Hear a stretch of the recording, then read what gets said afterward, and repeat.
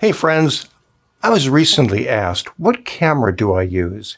And what camera system would I recommend for an enthusiast who takes a lot of photos and video with their phone, and they'd like to step up into the world of mirrorless cameras? They're not a professional photographer, but they want a camera that's going to allow them to really be more creative and to take better photos and video, and a system that they're not going to quickly outgrow. Well, this is a position that I was in not too terribly long ago, and my budget for this was $2,000, and that includes everything, including the camera, a nice lens, tripod, some inexpensive lights, extra battery, memory card reader, everything you're going to need in order to be productive with this camera. As I approached this issue, I thought, first thing is I need to determine which camera brand I want to connect myself with, because this is a fairly long-term relationship. I figure that over time I'm probably going to be purchasing more lenses. Lenses can be expensive, and your investment in glass will probably exceed your investment in the camera body. And so I want to choose a camera brand that has a lot of users who are using it. So there's a lot of used equipment on the market, so I can choose from used lenses if I'm looking for a new lens. Or if I have a question, there will be a lot of people on the internet who can answer that question, and I can find support. And so I want to choose a camera that was a really popular camera that was well supported and well liked. As I take a look at the professional photographers and creators, it seems like they're almost always using Sony or Canon. Now, I know that you can take great photos and great video with other brand cameras, and for years I carried a Nikon camera around, and I love my Nikon. But it seems that Sony and Canon are the popular choices. And so I narrowed my choices down to those two. The next thing was, can I get a full-frame camera in either Sony or Canon at a price point that fits my budget? And as I look at the offerings, there's not a lot, but Canon has the R8, and this comes in at $1,500 retail and a little bit less than that in reality if you shop around. Sony, on the other hand, has the ZV-E1, and their choices are right around $2,000 for the body alone. And I like Sony cameras, and I think that they have a lot of really nice cameras, but they just don't have anything in this price range that works for me. But the Canon R8 does. There's enough budget there to get the R8 plus a nice lens and everything else I need. So next question is the Canon R8 a good camera? This is Canon's lowest priced full-frame camera. I think it is. As I did some research into the R8, I see that the R8 is really, if you will, the consumer version of the Canon R6 Mark II. Now, the Canon R6 Mark II is a professional camera. And it's a great camera. It'll take great photos and great video. But it's a professional camera that costs $1,000 more than the R8. And then, of course, going beyond the R6, the price goes even up higher. But the R8 is very similar to the R6 Mark II in that it contains the same sensor, the same autofocus system, basically the same internal DNA. So that means that the R8 is going to give you the same quality photographs, same quality video. And that means that you can get professional level results with the R8. But this is $1,000 less than the R6 Mark II, the professional version. So what do you give up when you purchase the enthusiast version of the camera, the R8, as opposed to the professional version, the R6 Mark II? Well, you give up a handful of features that I consider to be nice-to-haves, but not must-haves. As an enthusiast, none of these features are really super critical to me. And There may be a bunch of little features, but the main ones that stand out for me is that the R6 has IBIS, and that is where the internal sensor is actually floating. And so as you move the camera around, it can compensate for those movements and keep your image more stable. So if you're shooting video and you're walking around, the R6 Mark II has internal body stabilization that will keep your video from being so shaky. How important is that in-body stabilization for me? Not so much, because the R8, as well as the R6 Mark II, of course, also include digital stabilization. And that's where they crop in your image just a little bit so you have some wiggle room around the edges. And then in software, they move the image around in accordance to the shake to stabilize the image. Works pretty well. Plus, in addition, many lenses that you get are stabilized.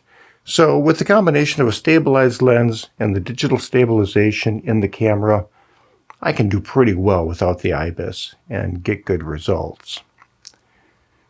Another thing that the R6 Mark II has is weather-sealed controls. So if you're working in rough conditions, in the rain, you might get splashed with some water, the camera's more likely to tolerate that. Personally, as a hobbyist, enthusiast, I try to avoid going out and roaming around in the rain too much and getting into those nasty situations. So that's not a deal breaker for me. Another feature is that the R6 Mark II has dual card slots. So you can put 2 memory cards in it, and as you take photographs or shoot video, it puts a copy of that onto both cards. Now, if you're a professional, I could see that being a very important feature. Because if you're doing a critical photo shoot and you get back to the office and find out that for whatever reason your memory card is corrupt and you've lost a whole day's worth of work, well, that could be a career-changing opportunity. But as a hobbyist, that's not such a big deal. If I should discover that my memory card is completely corrupted and I lost all my days shooting, that'd be a bummer, but nobody would lose a job over it. Wouldn't be a tragic situation. It would just be unfortunate. And having said that, I've shot an awful lot of photographs. I've used the cameras a lot, and I have never had a card failure. Now, I do purchase quality memory cards, and I suggest that, but over years of use, I have not experienced a single memory card failure. Could happen, but it's not very likely. So having an insurance policy against that, it's not worth an extra $1,000 to me. The R6 Mark II also uses a larger battery than the R8, so you get longer run times. I can see that being nice if you're a professional photographer and you're doing all-day long photo shoots, but for me, the R8 has plenty of battery life. It works just fine. And maybe it saves a little bit of weight. And finally, the R6 Mark II includes a mechanical shutter in addition to the electronic shutter that's in the R8. And the purpose of this is to prevent rolling shutter distortion. And that can happen due to the readout speed of the sensor versus the speed of motion of objects that you're trying to photograph. For example, if you take a photograph of somebody swinging a golf club or a baseball bat, you might, under some circumstances, see some distortion curve on that club or bat. So it looks like it's being twisted a little bit with motion. That could happen, but I'll say that with the R8, the readout of the sensor is lightning fast. Jared Polin, professional photographer, did a test shooting the Harlem Globetrotters professional basketball game with the R8. And out of hundreds of photographs, he could only see 1 or 2 of them that had any of this perceptible distortion in it. And so there were some fast-moving shots where the ball was moving across the court, and the basketball didn't look perfectly exactly round. He pointed that out. I don't think I would have even noticed it just looking at it casually. I didn't even realize it until he pointed it out. And so he says that the sensor in the R8, the R6, is so fast that for most people, unless you're a professional sports photographer under certain circumstances, you're just not going to have an issue with rolling shutter. And I certainly haven't had that issue either. And so the R6 Mark II with a mechanical shutter, nice feature, but not important for me. And so the major features between the R8 and the R6 Mark II, I could see the R6 being the choice for a professional photographer. But for an enthusiast, I think the R8 gives me everything I need. It shoots great looking photographs, good looking video up to 4K at 60 frames per second, and it's just a really nice camera. It's got tremendous autofocus. It's easy to use, it feels good in the hand, and I'm a really happy customer with the Canon R8, and it fits in the budget. Of course, your camera, it's only as good as the lens, and for that reason, I opted to not purchase the kit lens with the Canon R8. Manufacturers often include kit lenses which are not their best offering. They make a lot of those lenses for a particular price point, and sometimes performance suffers. And so the lens that I chose is this zoom lens right here, which is a 24-105, and it goes for about $400. So this is about $200 more than the kit lens. However, this lens gets good reviews from professional photographers for having good image clarity, low distortion, and for being a really versatile lens for general purpose walking around photography. It's a zoom lens that goes from 24-105, so that covers a wide range from wide-angle photographs to mild telephoto, and it's just a really convenient lens for everything but the most extreme situations. The lens that I chose is one of their somewhat less expensive lenses that doesn't have a super low f-stop aperture, meaning that this lens doesn't let in a tremendous amount of light. I think it's f4.5 to f7, right about there.